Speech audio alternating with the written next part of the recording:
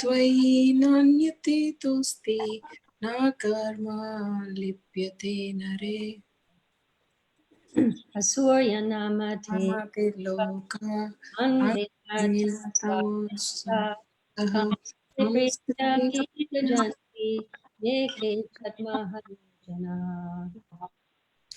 Anijarikam manaso javiyo naina devapnuvam parvamarshat tadavatonyan achiteti tistat tasminapo matarishva dadati tare jati tad naijati tad dure tad bantike tad antarasya sarvasya tadu sarvasya shabhayataha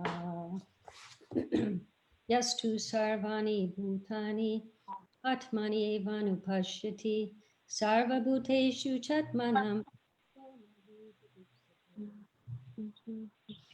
yasmin sarvani bhutani atmaiva buddhi janataha tatra ko mohaka shoka ekatvam anupashyataha saparyajachukram akayam avrinam ashnaviram shudam apapaviram kavir manishi paribhur swayambhur yata jatato ridan vyadadach chasvatibhya samabhyaha andham tamaha pravishanti ye vidyam upasate tato bhuya eva te tamo ya uvidyayam rattaha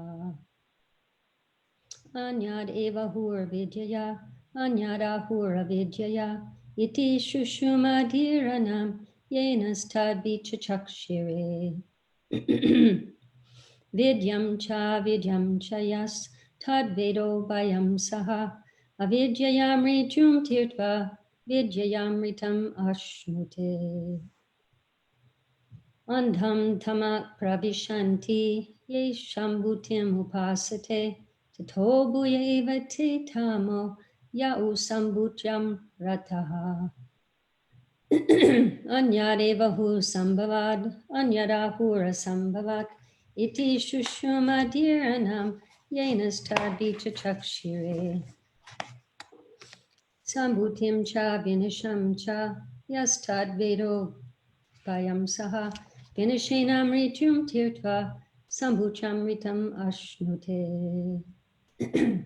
Hiranmayena patrena satyasya pihitam mukam tatvam pushana pavinu satya dharmaya drishtaye pushane karshiyama suya prajapatya vyuharasmin samuha tejo yate rupam kalyanatamam tate pashami yosavaso purusho soham asmi Vayuranilam amritam madhedam basmantam shariram Om krato smara kritam smara krato smara kritam smara Nagne naya supataraye ashman Vishvani deva vayunani vidvan Yayodyas majtu hurana meno Bhuyishtam te nama uttim videma Om punam madaha punamidam Excuse me. So today we're on mantra 6. You can repeat after me. Yastu sarvani bhutani. Yastu sarvani Evanupashyati. Evanupashyati Sarvabhuteshu chatmanam. Sarvabhuteshu chatmanam O navi jagupsate. Yo navijupachyate Yastu sarvani bhutani. Yastu sarvani bhutani Atmani vanupashyati. Atmani vanupashyati Sarvabhuteshu chatmanam. Sarvabhuteshu chatmanam O navi jagupsate. Tato navijupachyate Yastu sarvani bhutani Yastu sarvani bhutani atmani evanupashyati atmani evanupashyati sarvabhuteshu chatmanam सर्वभूतेषु चात्मानं navijagupsate. ततो न विजुगुप्सते Someone else? यस्तु सर्वाणि भूतानि Yes.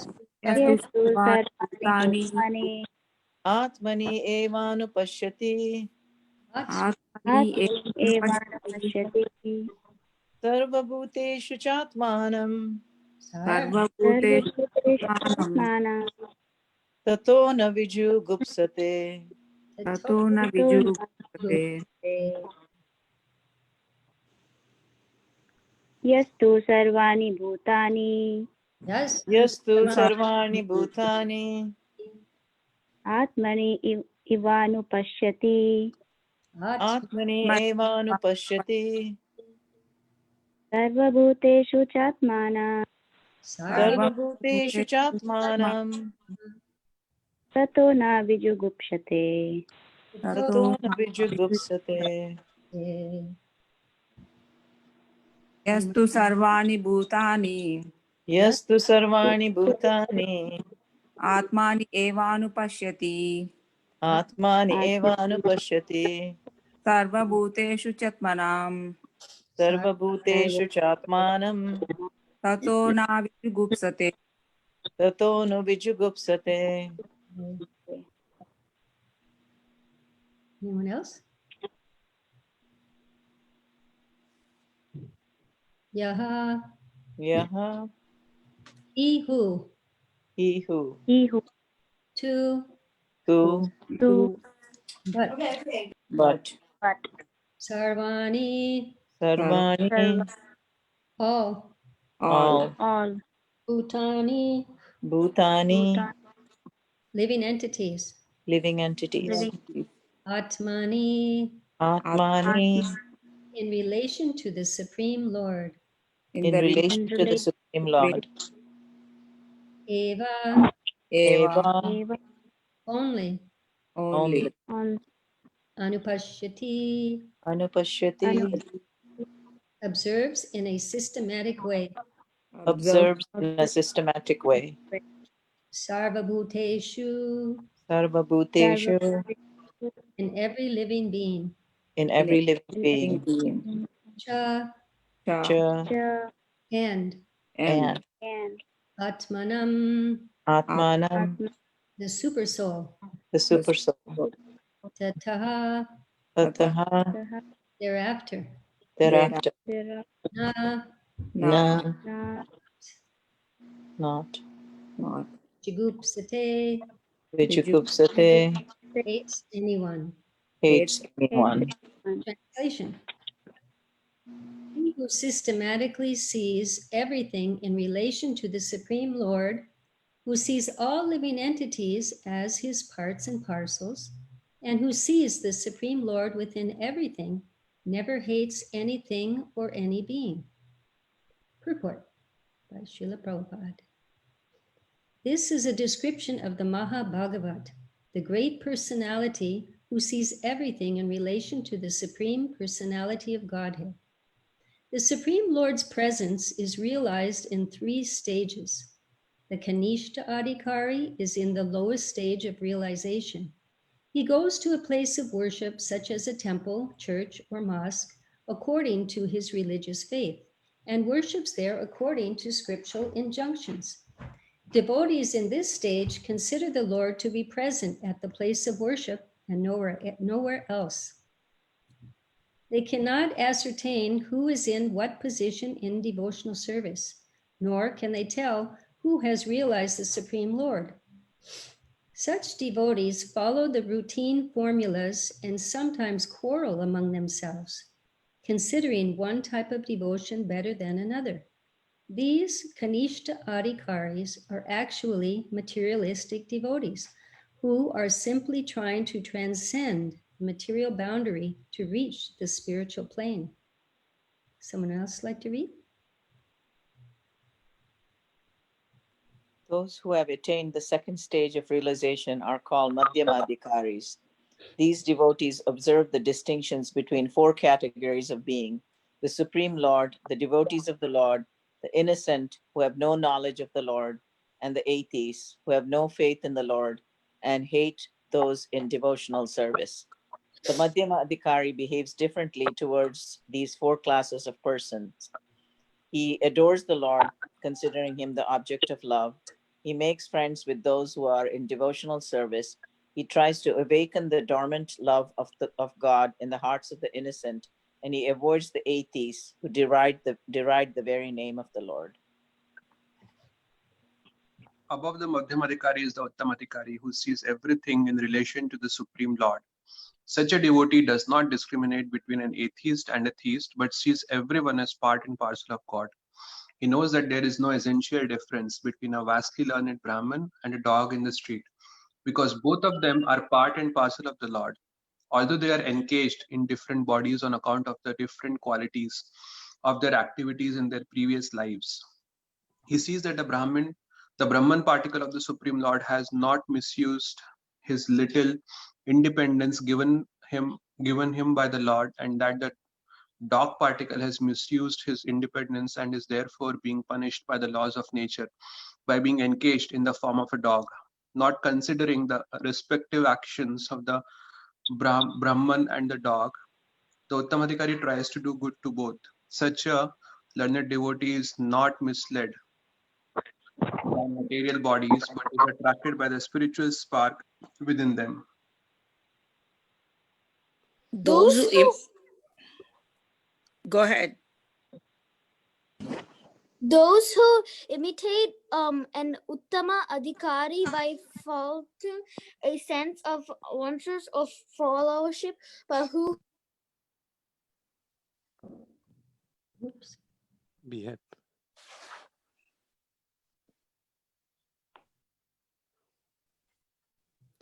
Hare Krishna. We lost them. Those who imitate an Uttamadhikari by flaunting a sense of oneness or fellowship, or who behave on the bodily platform, are actually false philanthropists. The conception of universal brotherhood must be learned from an Uttama Adhikari and not from a foolish person who does not properly understand the individual soul or the Supreme Lord's super soul expansion who dwells everywhere. It is clearly mentioned in the sixth mantra that one should observe or systematically see. This means that one must follow the previous acharyas, the perfected teachers. Anupasyati is the exact Sanskrit word used in this connection. Anu means to follow and pasyati means to observe. Thus, the word anupasyati means that one should not see things as he does with the naked eye, but should follow the previous acharyas. Due to material defects, the naked eye cannot see anything properly. One cannot see properly unless one has heard from a superior source, and the highest source is the Vedic wisdom, which is spoken by the Lord himself. Vedic truths are coming in disciplic succession from the Lord to Brahma, and from Brahma to Narada, from Narada to Vyasa, and from Vyasa to his many disciples. Formerly, there was no need to record the messages of the Vedas because people in earlier ages were more intelligent and had sharper memories. They could follow the instructions simply by hearing once from the mouth of a bona fide spiritual master. At present, there are many commentaries on the revealed scriptures, but most of them are not in the line of disciplic succession coming from Srila Vyasadeva, who originally compiled the Vedic wisdom. The final, most perfect and sublime work by Srila Vyasadeva is Srimad Bhagavatam, which is the natural commentary on the Vedanta Sutra. There is also the Bhagavad Gita, which was spoken by the Lord himself and recorded by Vyasadeva.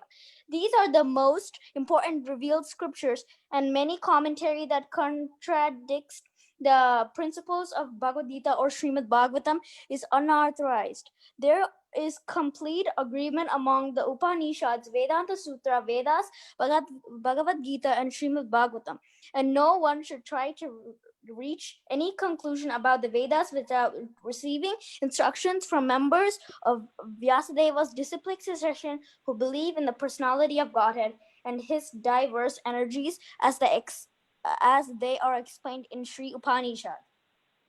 According to the Bhagavad Gita 18.54, only one who is already on the liberated platform, Brahmabhuta, can become an Uttamadikari devotee and see every living being as his own brother. This vision cannot be had by politicians who are always after some material gain. One who imitates the symptoms of an Uttamadikari may serve another's outward body for the purpose of fame or material reward, but he does not serve the spirit soul. Such an imitator can have no information of the spiritual world.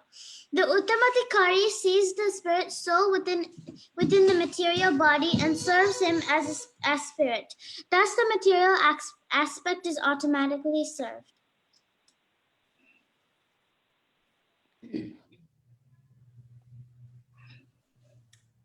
Yastu sarvani bhutani atmani evanupashyati sarvabhuteshu chatmanam tato navi jagupsate. He who systematically sees everything in relation to the Supreme Lord, who sees all living entities as his parts and parcels, and who sees the Supreme Lord within everything, never hates anything or any being. So this word, anupashyati, in the mantra means, well, pashyati means to observe, and anu means to follow. And Mahajano Yena Gata Sapantas, Srila Prabhupada clearly mentions in the purport that we follow in the footsteps of the previous acharyas.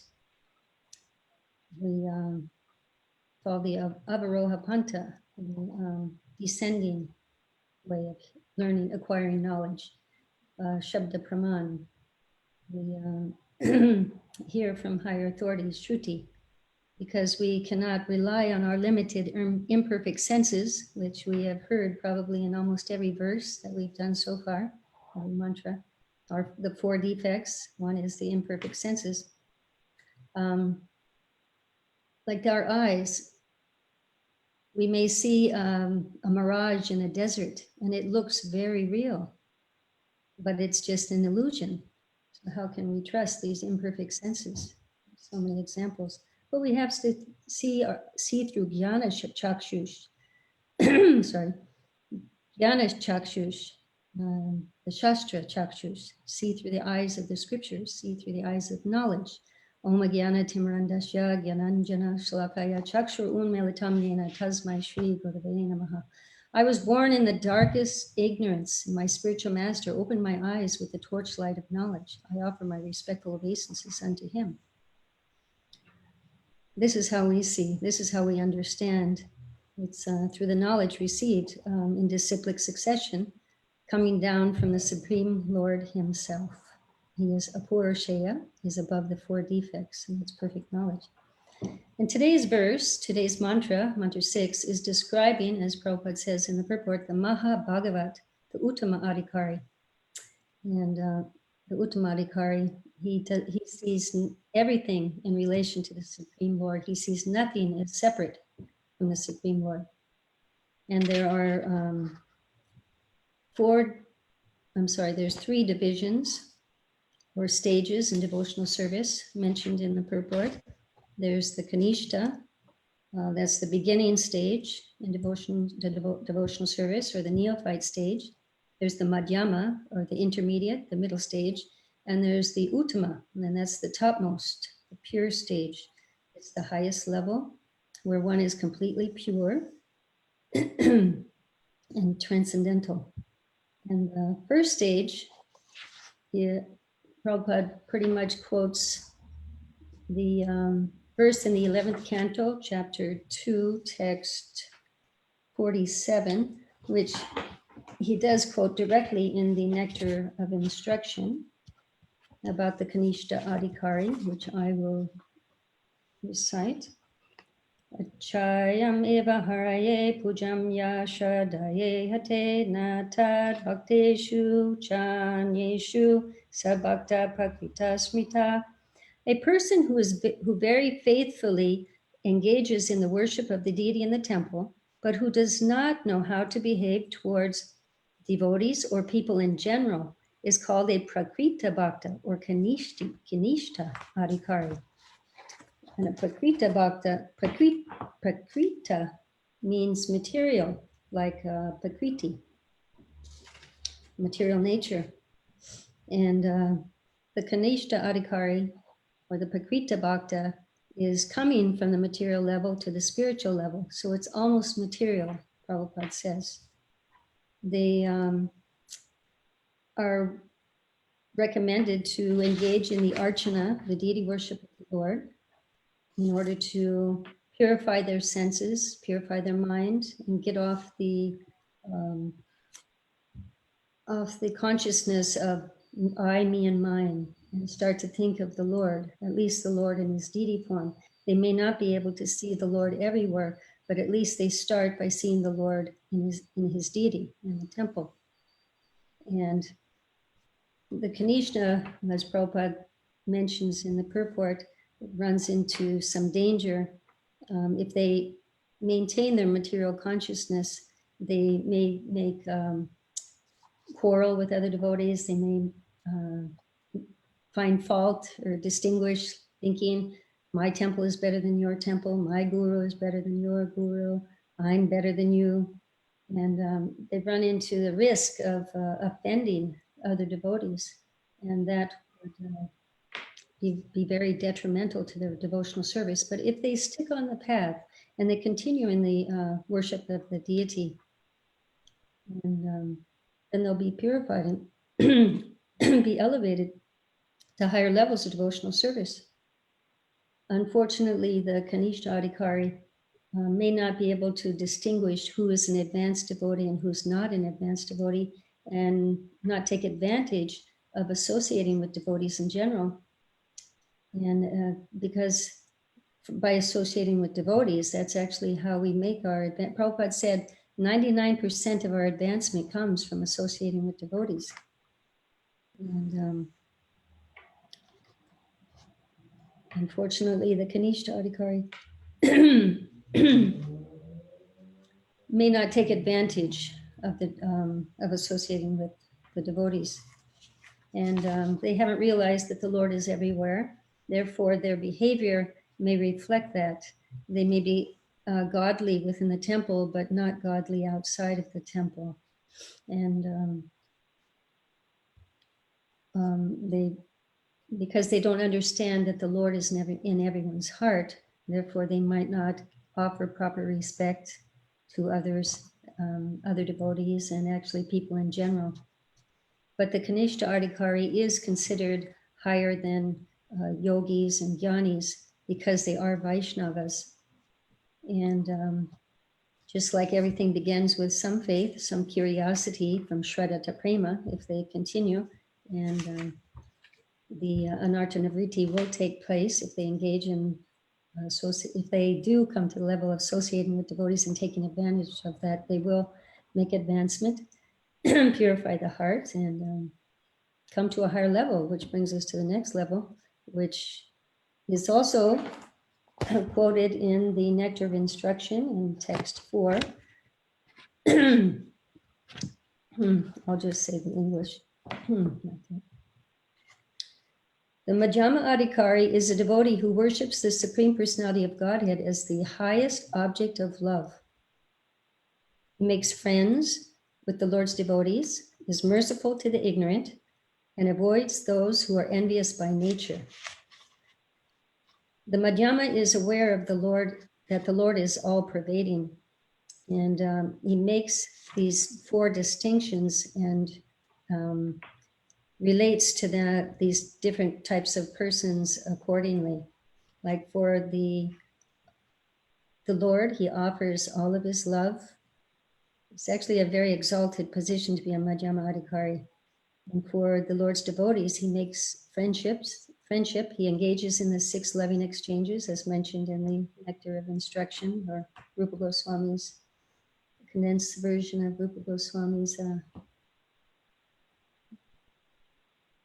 Upadeshamrita.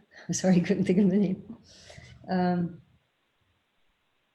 He engages in the 6 loving exchanges, offering gifts and charity, receiving gifts, offering prasadam, accepting prasadam, revealing one's mind in confidence, inquiring confidentially,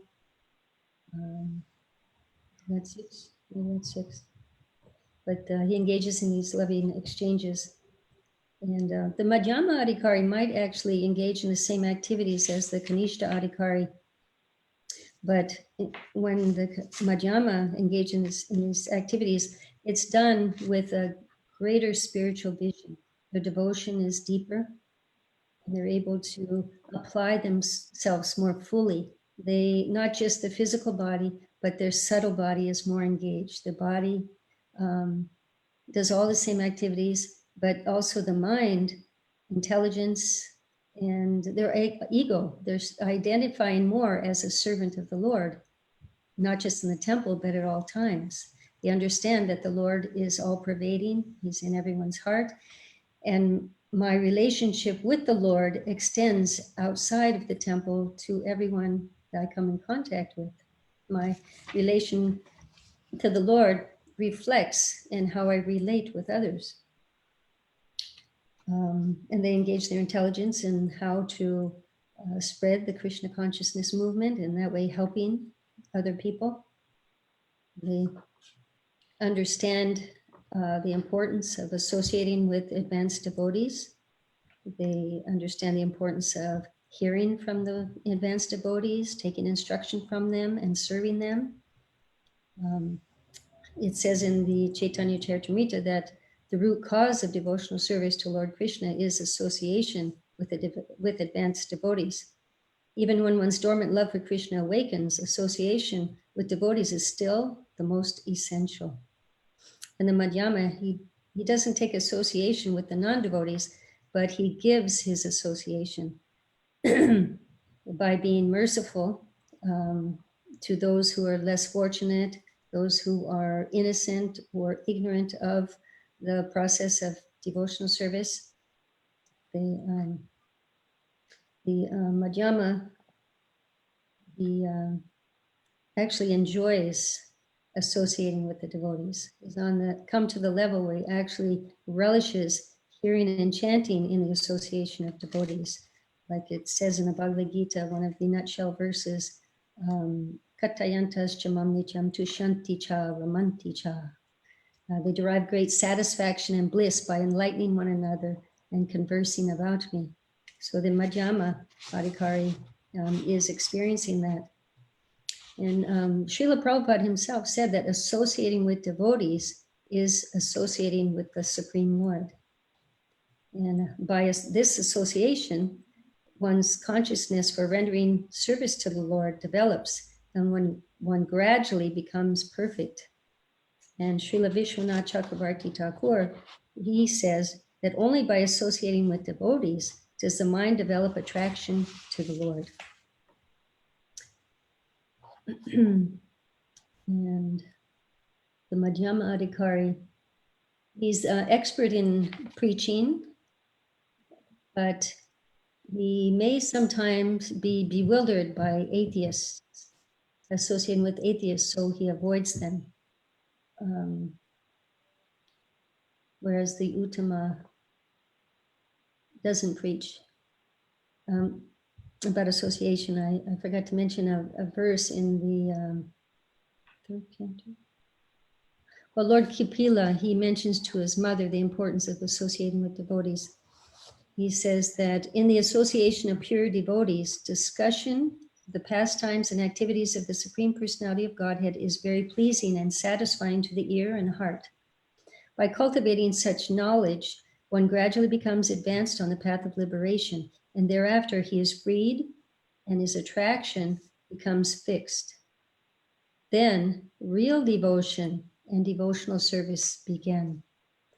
Before this level, one's devotional service, it is devotional service, but it's devotional service in practice. We're actually practicing to come to the point where real devotion begins. And that brings us to the next stage, the Uttama Adhikari, and that's real devotion.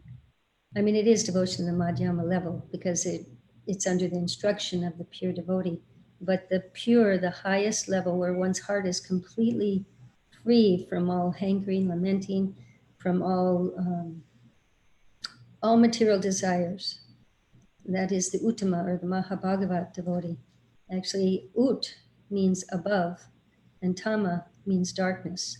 So it's one above darkness, one above the modes of nature. It's one whose vision is completely spiritual, completely transcendental. And Srila Prabhupada said that they can see Krishna eye to eye. And in the same purport, I think it mentions, maybe not, but in the same 11th canto, chapter 2, but text 45, it gives, there's a verse that explains the Uttama Adhikari. It says that the most advanced devotee sees within everything the soul of souls, the supreme personality of Godhead, Sri Krishna. Consequently, he sees everything in relation to the Supreme Lord and understands that everything that exists is eternally situated within the Lord. Sorry. It's like today's verse. He who sees everything in relation to the Supreme Lord, who sees all entities as his parts and parcels, and who sees the Supreme Lord within everything, never hates anything nor any being. It's the same as that verse. Just like this verse in the Bhagavad Gita, chapter 6, text 30, it's the same. For one who sees me everywhere and sees everything within me, I am never lost to him, nor is he ever lost to me. That's the same idea. He sees the Lord everywhere. He sees the Lord in everyone's heart. He sees the Lord's energy as all-pervading. He makes no distinctions. The Uttama Adhikari does not distinguish between a devotee and non-devotee, an atheist, a theist. That's why generally he doesn't preach. They come down to the Madhyama level for preaching. The Uttama Adhikari sees everyone as a servant of Krishna. Jivara Swarupaya Nitya Krishna Das, either directly or indirectly, whether they want to or not want to, or whether they acknowledge it or not acknowledge it, he sees everyone as serving Krishna's plan. The Uttama's heart is completely pure, devoid of the propensity to criticize others. He never hates anything nor any being, as like this verse says here, because his heart is completely pure. Tatona vijagupsate. Because their love for Krishna is fully awakened, they love everyone. It's like one time one devotee said to Srila Prabhupada, "Everyone loves you, Srila Prabhupada." And Srila Prabhupada said, "That's because I love everyone." That's our Srila Prabhupada, Uttama Adhikari, Mahabhagavat. Even the non-devotee or atheists, they love. Prahlad Maharaj's father was the greatest of demons, Hiranyakashipu. He tormented him, tried to kill him in so many ways. But after the Lord killed Hiranyakashipu, Prahlad Maharaj didn't want any benediction for himself. He only was concerned for his father, the well-being of his father. When asked to ask for a benediction, he said, "Please save my father. Please deliver my father." And the Lord knew this because he knows the heart of every living being, and Prahlad Maharaj, and he had already delivered him, and he told him, "Yes, your father is delivered, and his father, and his father. So many are delivered." And Srila Prabhupada commented that if a child becomes a devotee, he's giving the best service to his family. We have the example in Prahlad Maharaj. The Uttama Adhikari is also, like it mentions in this purport, he's joyful. Prabhupada quotes part of the verse, Brahmabhuta prasanatma na sochati na kankshati. He's completely blissful. He has no hankering or lamenting in his heart. As conditioned souls, we're constantly hankering or lamenting. It's like that's our pastime. That's what we do. We're either in want of something or lamenting about losing something constantly. But the pure devotee, the Mahabhagavat, Uttama Adhikari, he's above that platform. No more hankering, no more lamenting. his only desire is to serve the Lord and give pleasure to the Lord. The Lord's happiness is his happiness. Whereas on the lower levels, the Kanishta Adhikari tends to think of their happiness. They'll be happy by engaging in devotional service. They'll become pure by engaging in devotional service. It's still about them. Where the Madhyama is more clearing. He wants to please the Lord. He wants to please the Lord. There may still be some residual. I mean, he's in a liberated position, but there may be some residual material desire in the heart. But when he's completely pure, then he's on the Uttama, the highest level. But in order to preach, the distinctions need to be made. So he comes down to the Madhyama level. And the Uttama Adhikari, Srila Prabhupada said that they can also be recognized, recognized by their ability to convert many fallen souls to Vaishnavism. And that's what Srila Prabhupada did. He came down to the Madhyama level in order to preach this Krishna consciousness all over the world and just see how many people have been affected by Prabhupada, by his transcendental Bhaktivedanta purports, and by the temples, which are like oases, in the desert. And now so many people are hearing online, and Prabhupada's mercy is still showering the world. And even Prabhupada himself, yes, he was on the Uttama level and came down to the Madhyama platform for preaching, but sometimes, like when chanting Jai Radha Madhava or even Parama Karuna, there were times when he slipped into ecstasy and entered into his internal consciousness, some ecstasy that he was experiencing. And he exhibited, some of the eightfold ecstasies, ashta, anyway, like tears would come from his eyes, he'd be stunned. This would happen sometimes, and when the devotees asked Prabhupada what to do when this happens, Prabhupada replied, "It doesn't happen very often." So humble, so humble. And this is a quality of the Uttama Adhikari, because their realization of God is so complete and great. They are so humble. They feel like they're nothing, and their consciousness is reflected. All of these levels, Kanishta, Madhyama, Uttama, these are all levels of faith, from Shraddha to Prema. These are all levels of faith. Like the Chaitanya Charitamrita and the Madhya Lila, Lord Chaitanya is instructing Sanatana Goswami, I believe. He mentions that one becomes qualified as a devotee on the elementary platform, the intermediate platform, or the highest platform of devotional service according to their development of faith, the Shraddha. And because in the beginning, one has to have a little faith, Shraddha, to start something, or curiosity, as Ganapati Govind mentioned that one of the acharyas translated that as a little curiosity to start, but then the faith, takes root, and then it develops and it grows. And the Uttama Adhikari's faith is so strong in the Lord that there's no fear left in their heart.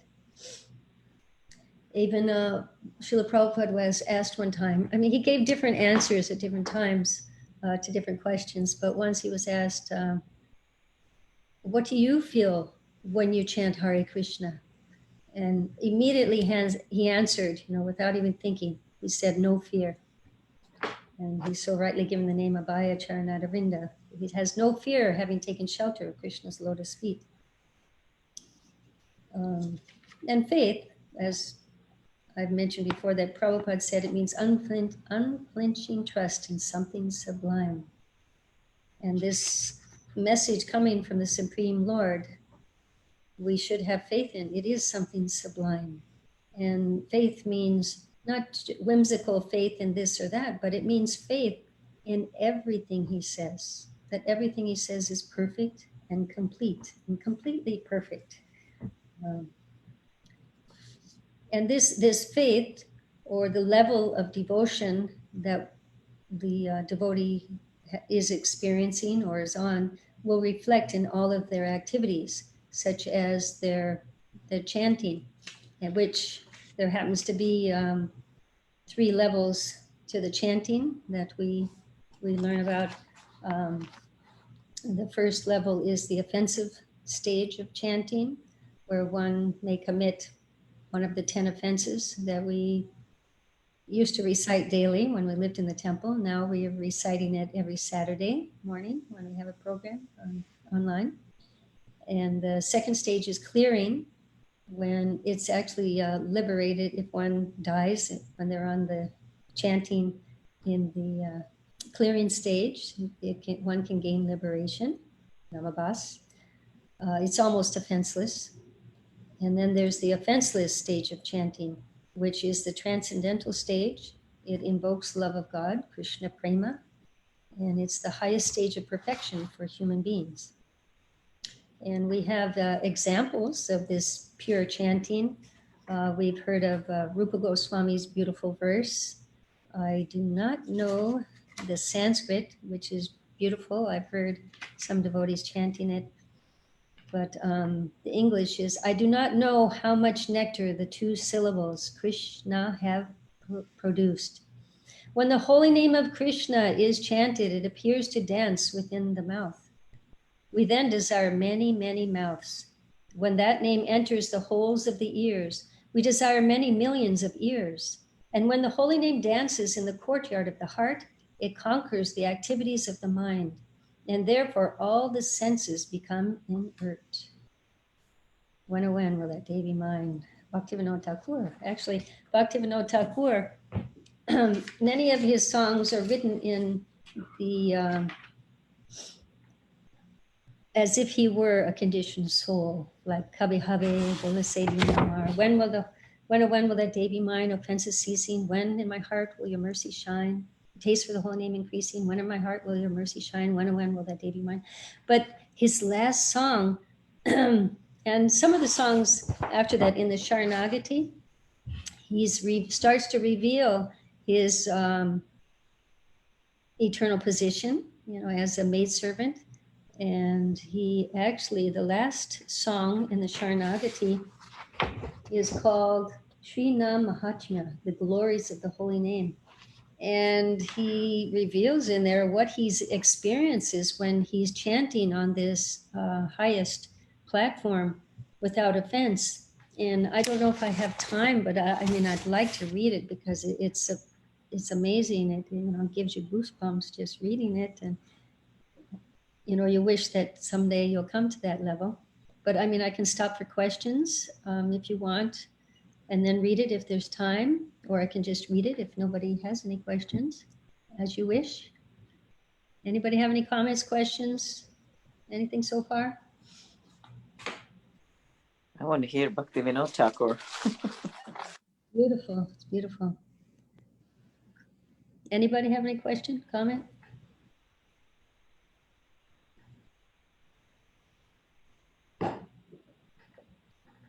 No? I can read it then? Aji, one has to be a Uttamadhikari to be able to go back to Godhead, or One will be liberated in Madhyama level, but for Krishna Prema, for Goloka Vrindavan, I mean, the mercy of the Guru is always there. But I mean, technically, if one isn't free of all material desires, one does not qualify to go back, back to Godhead. But Guru Kripa, that's always there. The Guru can do anything. He's very merciful.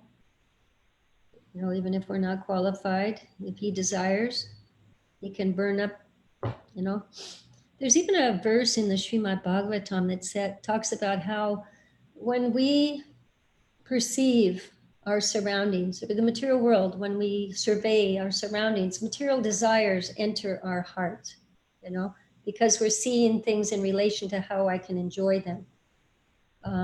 And therefore these desires enter the hearts and they pile up like a big mountain of desires in the heart.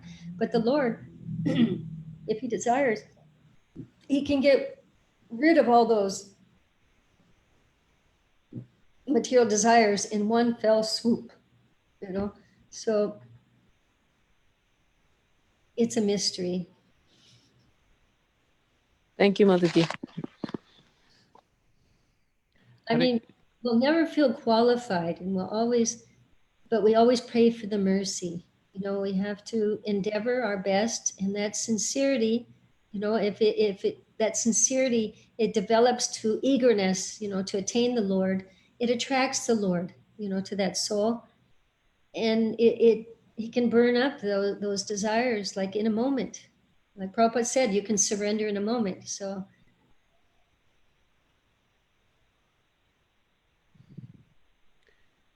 Hare Krishna, Mataji. yes, Prabhupada, many times he says that at least one should try to come to the stage of Madhyama Adhikari. yes, yes. You should at least try to come to Madhyama, right? So is it He because said, like in one place he said that's the liberated stage, but I don't know if that means completely, you know, Krishna Prema, because I read also that on the Uttama level, that's when the Krishna Prema is fully manifest. so is it because what I understood, Uttama Adhikari is not into the preaching, because Madhyama Adhikari is always he into the preaching mode. That's why is the Prabhupada wanted to everyone to come to the Madhyama Adhikari at least and preach. Is that? Well, not just so we can preach, but for us also, so that we start thinking that we advance. The process is meant for us to advance too, not just to save others, but to save ourselves. You know, he wanted us also to get that taste in devotional service that will help to burn away the taste for material life. He wanted us to associate with devotees so that we could give up material desires, you know, material association, and come to a higher level. And compassion, you know, when you have a higher taste, you naturally want to share with others. You know, if you're not having a higher taste, it's hard to share with others. So he wanted us to be on that level for ourselves, but he's also thinks of the world. He wants us to also share with others. To one devotee, he said, the highest service is to save yourself.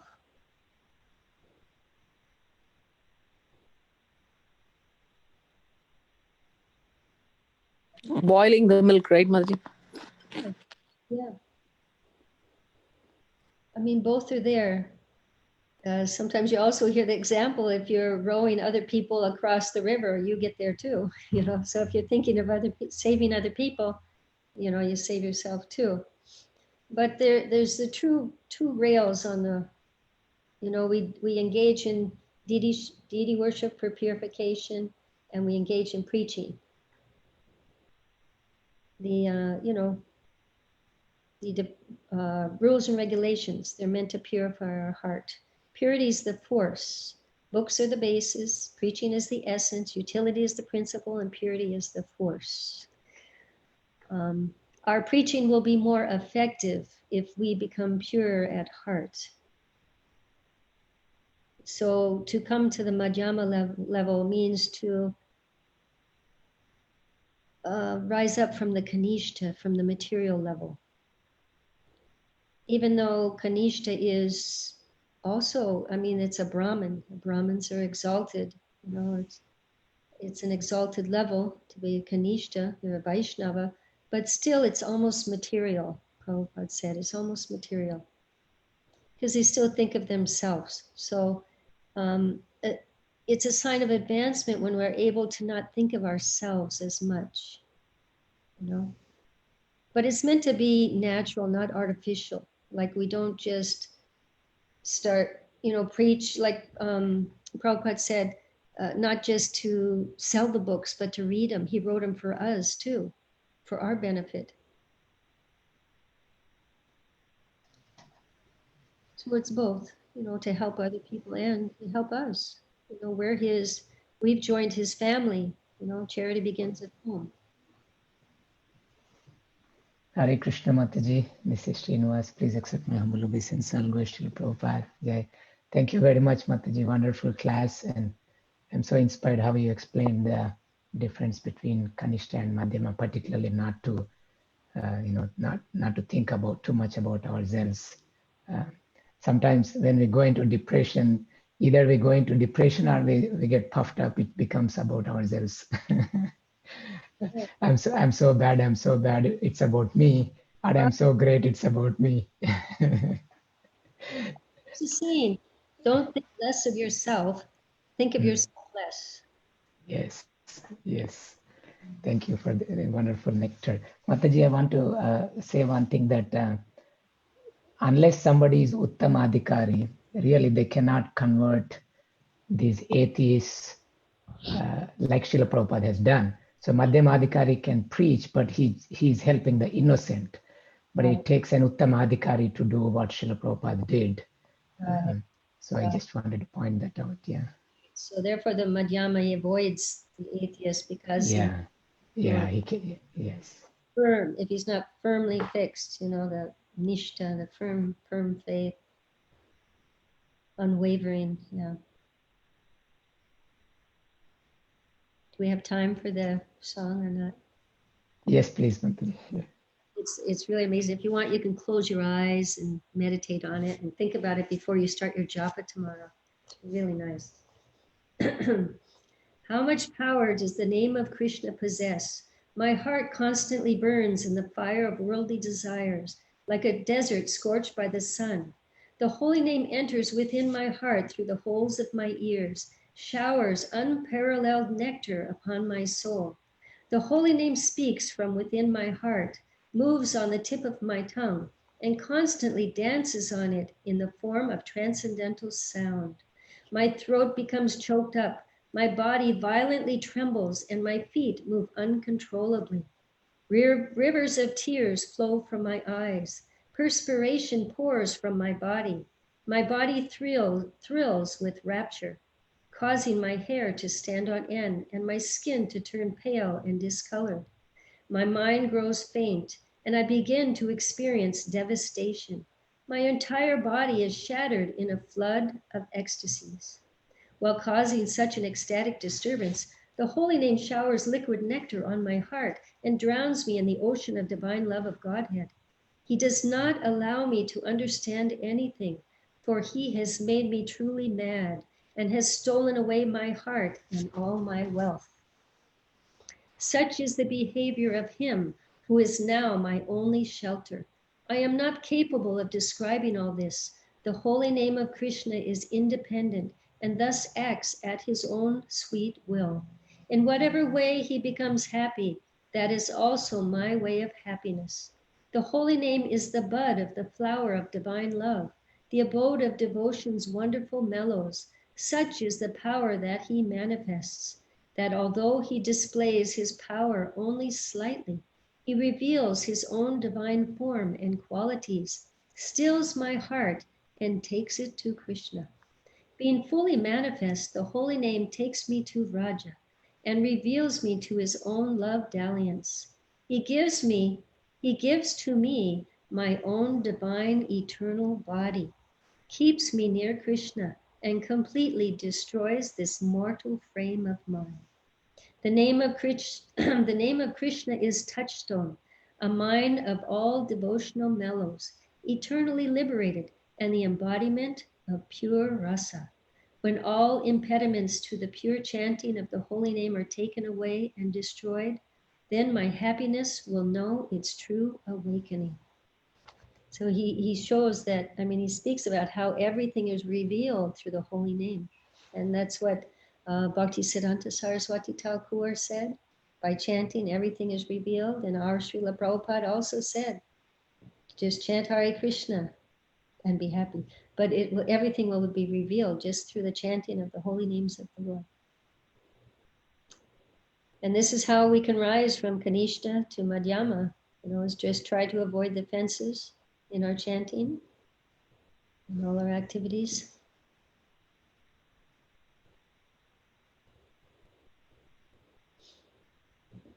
Anything else? Maji, I'm sorry to say I experienced none of this, Maji. It's just soothing to the heart, I agree. But nothing, or none of these symptoms I have. Nobody, so far I've never experienced. Mhm. Well, the idea is to hear it and understand that that's what the highest level, what they experience on that level, and that perhaps someday we may come to that level if we continue our chanting, and hopefully it inspires us to try harder to chant without offenses and have faith, to increase our faith in the holy name, that it will reveal all these things to us.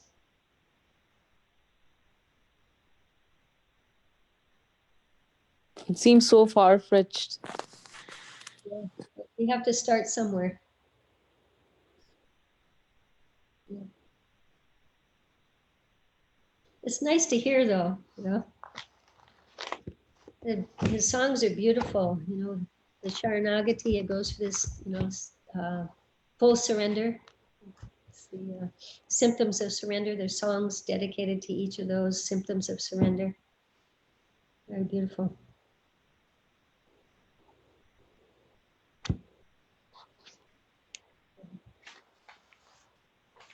Prabhupada said something else about faith in our chanting.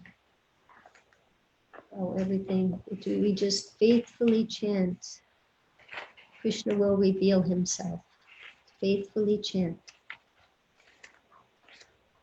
Yeah, something like that.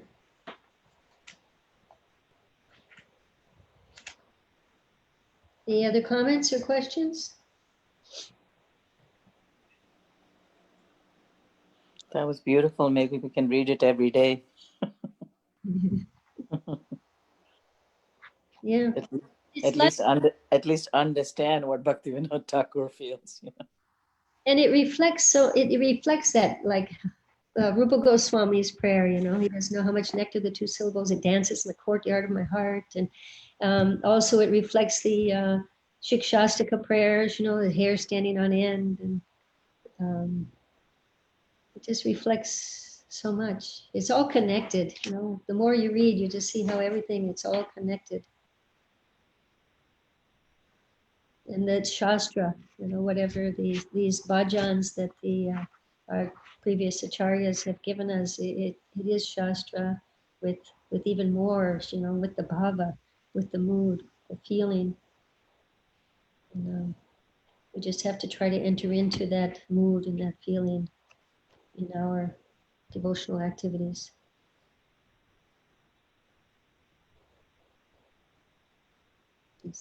Shravan Jan He, Shravan Jan He. Oh, men of faith. Oh, men of faith. What is that song? Lord Nityananda. Nadia Grodrume Nityaman.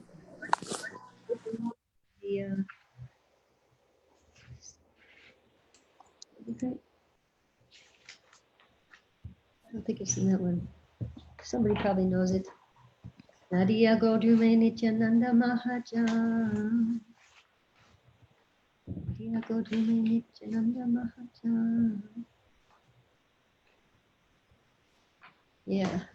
O people of faith, O people of faith, by the order of Lord Gauranga, O people, O brothers, I beg these three requests of you. Chant Krishna, worship Krishna, teach others about Krishna. That's it. That's all he asked for. Bolo Krishna, Bhajo Krishna, Koro Krishna, Shiksha. O people of faith. But also, Aparada, Suya Hoy, Loho Krishna Nam. Being careful to remain free of offenses. Just take the holy name of Lord Krishna. Krishna is your mother, Krishna is your father, and Krishna is the treasure of your life. Yes, he opened the marketplace of the holy name, meant for delivering all the souls, all the fallen souls. That's us. Marketplace of the holy name. Shraddhavanjam he, Shraddhavanjam. I think time is up. Thank you, Jiva, for another wonderful class. Thank you. It's my pleasure. Haribol. I have to drop for the other class. Thank you. If there's no other comments or questions, we will end here. Does anybody have any realizations? Probably some. I know one time I was chanting, and I know it's chanting be happy, and I felt like really, really bad. I had like this deep, horrible feeling of turning away from Krishna. And I didn't, once I attended a class by Ravindra Swarup, and he happened to mention that he experienced that too. I didn't know anyone else experienced that. I was feeling pretty bad. But I also... And what did you experience? I didn't get it. I was chanting japa in the temple room here, just me and Prabhupada. And I felt really bad. I was crying. I felt so horrible, deep, horrible for turning away from Krishna. It was from turning away from Krishna. But I also felt Prabhupada's mercy, that it was so great. His mercy was so great that I couldn't handle it. And but that's why we're here. That's why we have anything, is Prabhupada's mercy. But it was nice to hear that someone else had that experience in their chanting. Ravindra Swarup Prabhu, he mentioned that he also experienced that. I think it was just, coming to the point of realizing that, yes, I did turn away from Krishna. That's why I'm in this mess. But it was a deep, deep feeling. That was a long time ago, though. Thank you, Mataji, for sharing these wonderful experiences and excellent class. Actually, you mentioned so many things. It is so nice.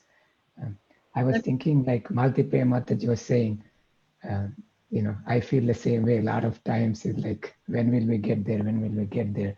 So when I was actually, a lot of times if you write some sort of diary, we will realize how much Krishna is reciprocating. Yes. So I was into Krishna consciousness in a very strong way in the beginning days. As soon as I found out there's Mangalarti, I got up and I started going to temple, started chanting 16 rounds from day one, and my wife was in shock. But after a month, then she started behind me and she was ahead. And she said, I want to get initiated. And I was shocked. I was not ready for initiation, but she was ready. And I told her, I don't feel anything. I don't feel this, I don't feel that. Then she said, remember 3 days ago you told me something? Remember 1 week ago you told me something? Then I thought, okay, I started writing a diary for 2 months. So every day before I go to bed, I would have a spreadsheet.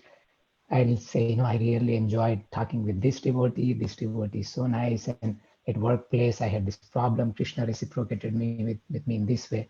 So after 2 months, because I'm an engineer, I was convinced with the data that actually I'm loving Krishna.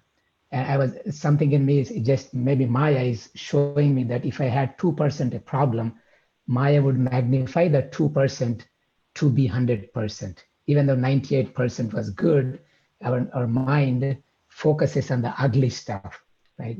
So a little problem here and there, then I was like, wow, this is amazing. So actually I'm liking it, but that little bit problem I have here and there, and I'm feeling I should not surrender to Srila Prabhupada.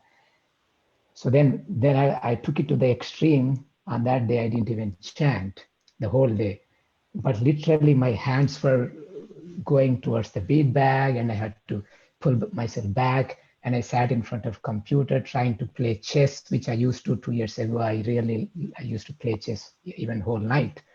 So let me play chess, but it was so dry, I didn't feel any taste. So then finally at 8 o'clock, I thought, okay, let me go to bed. So I went to bed and my whole body, like the temperature increased, and I was like, something is missing, like a drug addict. So I went into my temple room and locked the room, and I chanted 16 rounds in one shot. And even today, those were the best rounds next morning I said, I want to get initiated. Yeah, it's when we go above and beyond, you know. Krishna, I know this 4 round days were pretty amazing. But yeah, do you still keep a diary? Do you still keep I don't now, but somehow I try to push myself to sit down and feel grateful for the things that Krishna has given. So that way I reassure to myself that, for everything. Not right now, because of COVID, I'm appreciating the days without COVID. How wonderful it is just to be with devotees in a temple and sing together and dance together. What a great fortune we had. I mean, that's something unimaginable now, right? Right. So when we sit down and write down what we are grateful for and stuff, then we compare our life before Krishna consciousness and now, and very soon the heart starts pouring. Thank you, Krishna. Oh my God, where I would have been. That's really nice. Srila Prabhupada wanted us to write. He actually mentioned we should write every day, write your realizations like that, what you're doing. Really nice.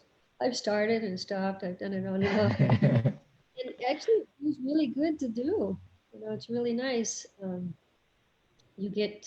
You see that you did have some realizations. You did have some good experiences somewhere, here and there. And like, focus on the positive. Krishna is positive, Maya is negative. Yes. And that's our process, is to think of the positive, not the negative, not negate. Yeah. And also one thing Hanumat Preshikaman has told me is like all these stages of bhakti, this is not like linear. I mean, we are forced to think in a linear fashion, the time being linear, but it's not like that. Sometimes we may get glimpses of, very high levels of devotion, but it will last only for, a few seconds and something. So, but for advanced devotees, it's a constant thing. So, but for us, okay, Krishna may transport us to a state for a little bit and bring us back. And then it takes, after a few years, we may then get a little bit of taste. So it's not necessarily linear, but it's like, you see in the movies, the heart patient, the heart rate is going with spikes going up and down. And at some point it's steady.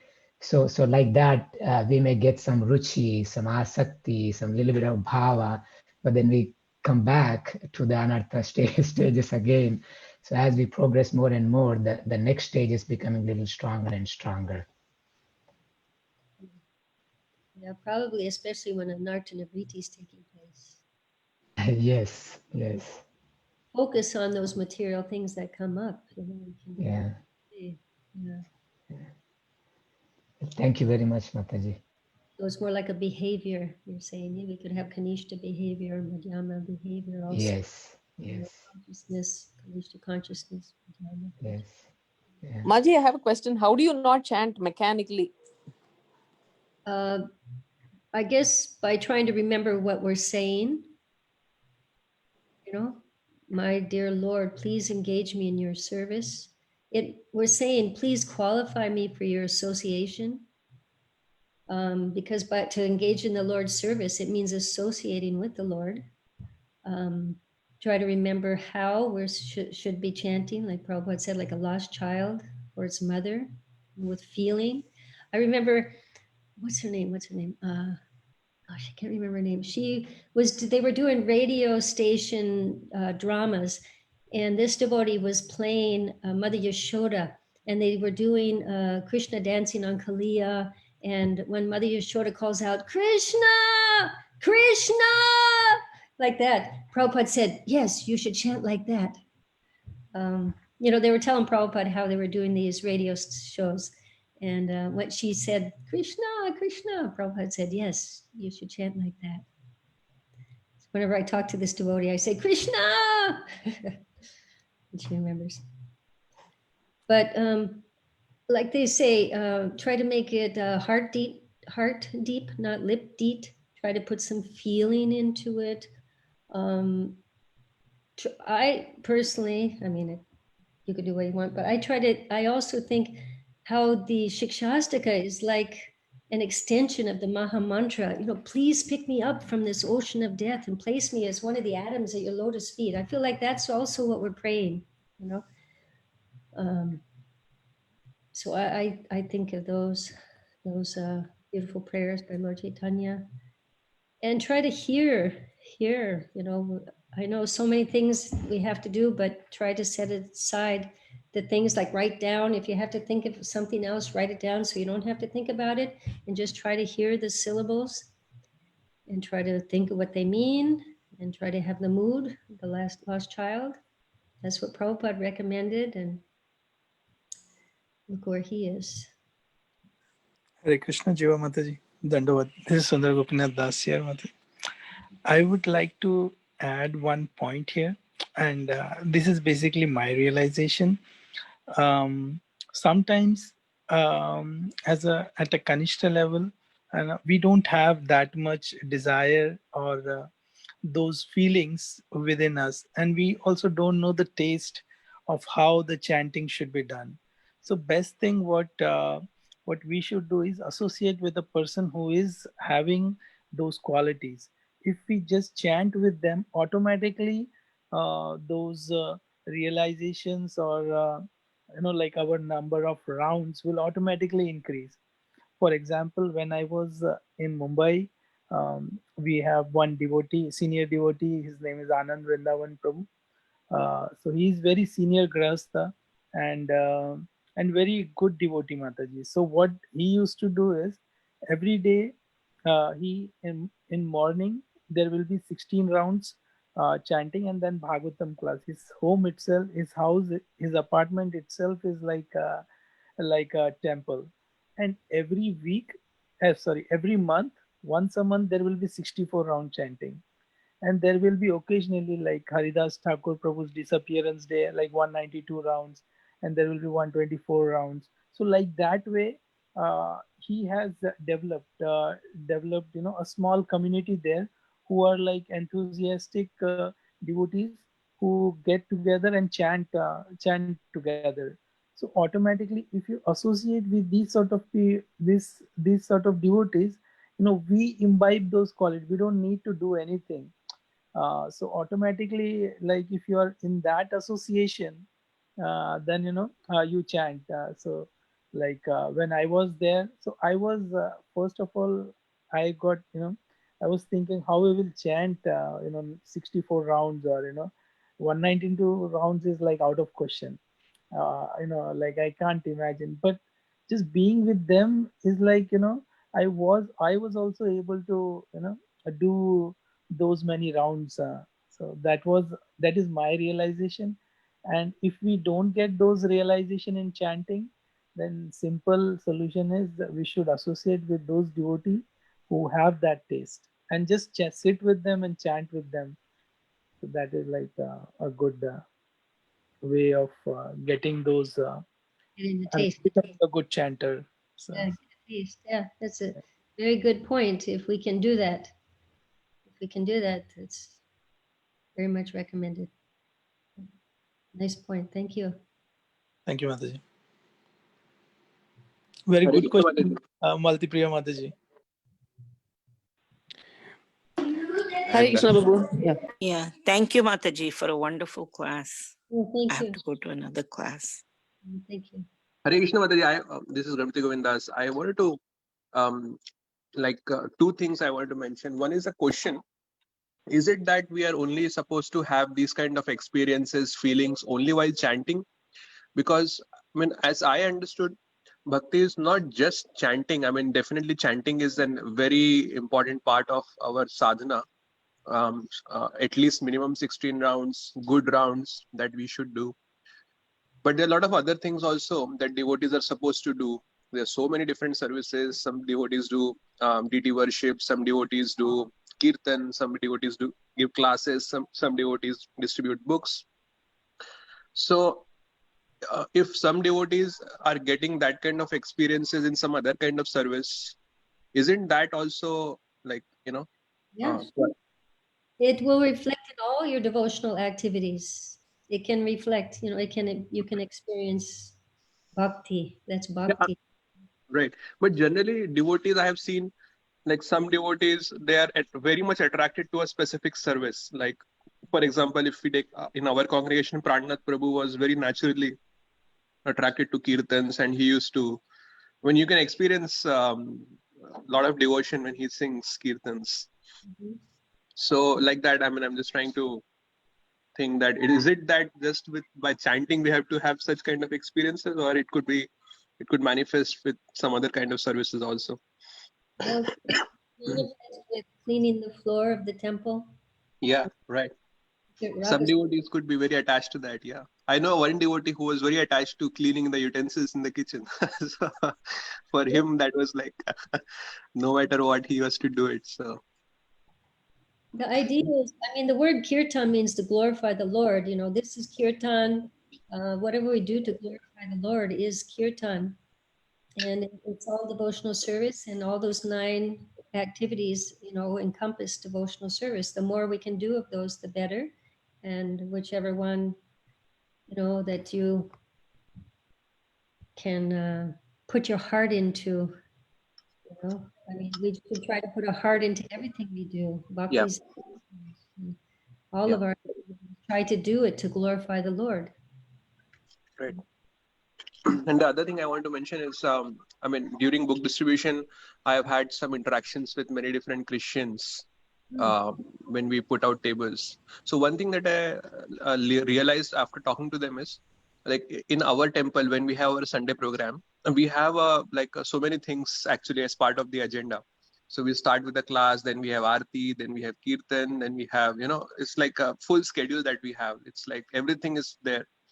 But when I talk to these Christians, I realize they don't have as many things in their programs. They don't have any kind of regular sadhana or things like that. But one very attractive thing that they have in their program is where the devotees would come together and they share their experiences, in a sense that how Jesus came to their life, and and how it changed their life.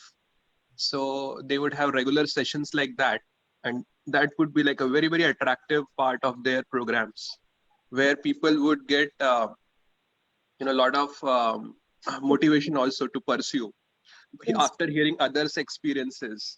That how if Jesus can intervene in someone else's life like this, then he can also intervene in my life. So let me try to persevere more. So like that. You know, the alcoholics do that too. Yeah. Movements, talk about what, and others gain strength from it. But that's the idea, you know, that's association, revealing one's mind in confidence, inquiring, you know, with the like-minded, birds of a feather flock together, you know. It's loving exchanges with devotees. You get inspired, you know. We have to be enthusiastic in our service. Enthusiasm is one of the main ingredients for success in spiritual life. Patience, enthusiasm, determination, confidence. Rupa Goswami mentions these are the formula for success in devotional service. Very true, Mataji. But I forgot what they call those sessions. There is a name to it. I forgot what was. It's been a long time. They have a specific name for those sessions. I'm sorry. They're like witnessing, prayer meetings. I don't know. They have different. I don't remember, Mataji. It's just been a long time when I had a chat with them. Yeah. Huh. Nice. But the going to church once a week, I mean, it's mentioned, I think, was it Madhvacharya?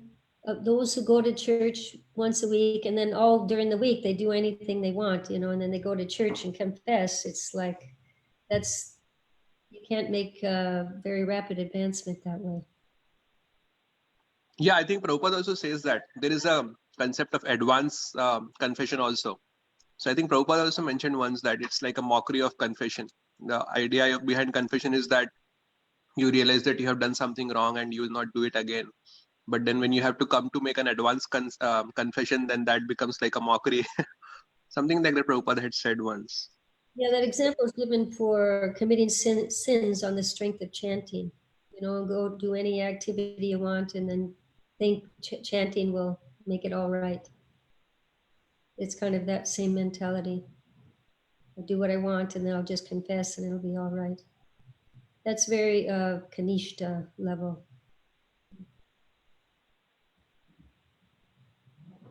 It's not that we have to sit and try to analyze, oh, I'm this, I'm that, but just have faith. That we're lucky that Srila Prabhupada stressed association with devotees and preaching so much that it will help us to rise up or give up some of our Kanishta material ways, Prakrita ways. We're very fortunate, so there's hope for us to make advancement. Yeah, that's true, Mataji. Anyway, it's 8:24. Probably have things to do. Thank you very much. Thank you, Mataji. Hare Thank you, Krishna. Mataji. Ganapavanebhyo Vaishnaveebhyo Namo Namaha. नमो नमः अनंत कोटि वैष्णव वृंद की जय। Yeah.